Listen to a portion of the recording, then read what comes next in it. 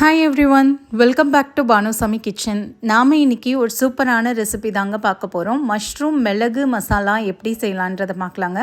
இது இட்லிக்கு, தோசைக்கு, சப்பாத்திக்கு சூப்பராக இருக்கும்.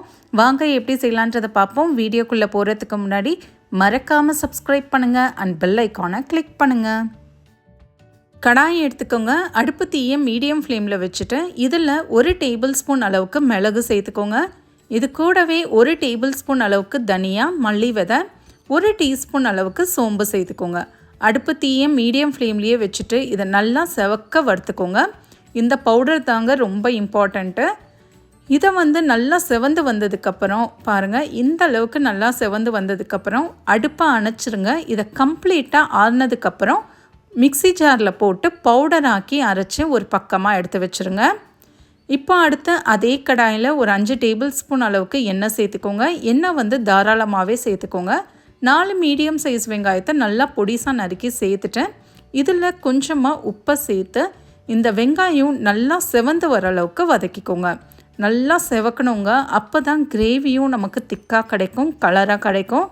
வெங்காயத்தை நல்லா வதக்குறது இம்பார்ட்டண்ட்டு. ஒரு 2 நிமிஷத்துக்கு அப்புறம் பார்த்திங்கன்னா வெங்காயம் இந்த அளவுக்கு நல்லா செவந்திருக்கணுங்க. பாருங்கள், இந்த அளவுக்கு இருக்கணும். இப்போ நாம் இதில் இஞ்சி பூண்டு விழுதை சேர்த்துக்கலாம். 1/2 டேபிள் ஸ்பூன் அளவுக்கு இஞ்சி பூண்டு விழுதை சேர்த்துட்டு இந்த இஞ்சி பூண்டோடைய பச்சை வாசனை போகிற அளவுக்கு வதக்கிக்கோங்க.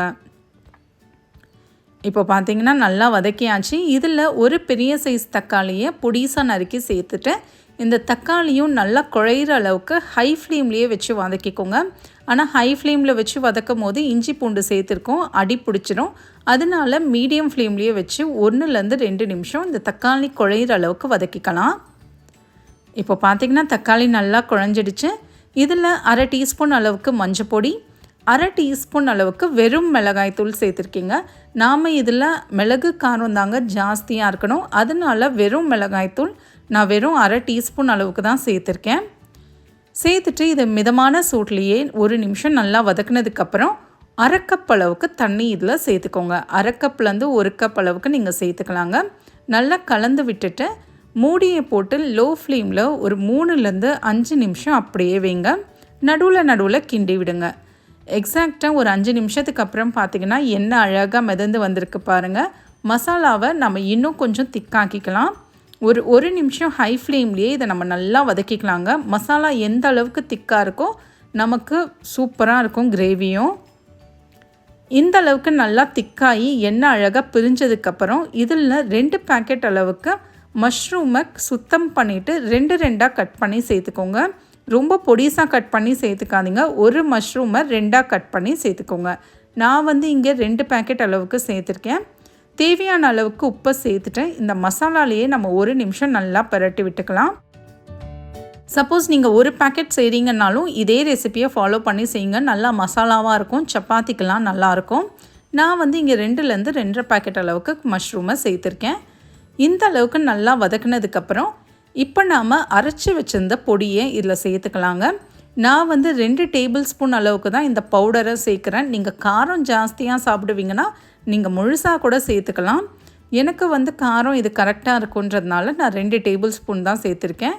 இது கூட 1/2 டீஸ்பூன் அளவுக்கு கரம் மசாலா சேர்த்துட்டு இதை 1 நிமிஷம் நம்ம அந்த மசாலாலேயே நல்லா வதக்கி விட்டுக்கோங்க.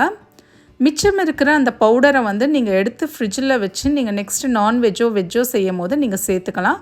இல்லை முழுசாக கூட நீங்கள் காரம் ஜாஸ்தியாக சாப்பிடுவீங்கன்னா அந்த முழு பவுடரையும் நீங்கள் சேர்த்துக்கலாம். நல்லா வதக்குனதுக்கப்புறம் இதில் ஒரு 1/2 கப் அளவுக்கு தண்ணி சேர்த்துக்கோங்க. ஜாஸ்தி சேர்க்கக்கூடாதுங்க, கொஞ்சமாக தான் சேர்க்கணும்.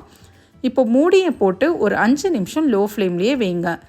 5 நிமிஷத்துக்கு அப்புறம் ஓப்பன் பண்ணி பாருங்கள், எண்ணெய் அழகாக மிதந்து வந்திருக்கு. கடைசியாக இதில் கொஞ்சமாக நறுக்கின கொத்தமல்லி தலைகளை சேர்த்துட்டு ஒரு பெரட்டி இறக்குனீங்கன்னா சூப்பரான மஷ்ரூம் மிளகு மசாலா ரெடிங்க. செம்ம டேஸ்ட்டாக இருக்குங்க. இது சப்பாத்திக்கு, இட்லிக்கு, தோசைக்கு, இல்லை சாம்பார் சாதத்துக்கு ஒரு சைடிஷ்ஷாக கூட வச்சு சாப்பிட்லாம்.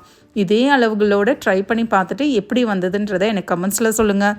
மறக்காமல் சப்ஸ்கிரைப் பண்ணுங்கள் அண்ட் பெல் ஐக்கானை கிளிக் பண்ணுங்கள். தேங்க்யூ ஃபார் வாட்சிங்.